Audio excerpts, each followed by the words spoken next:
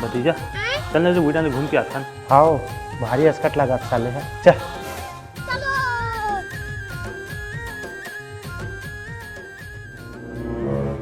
काका गाड़ी में चलो।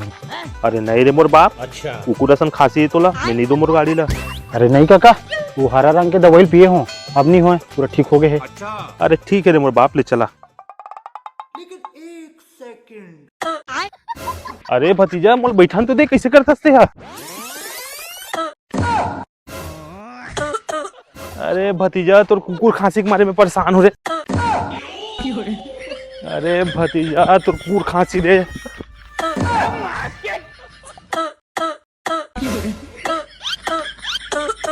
ए साले भतीजा बोले रहा हूँ फिर भी नहीं माने, कुकुर खांसी रे, सतोही मरा साले नहीं जाऊं।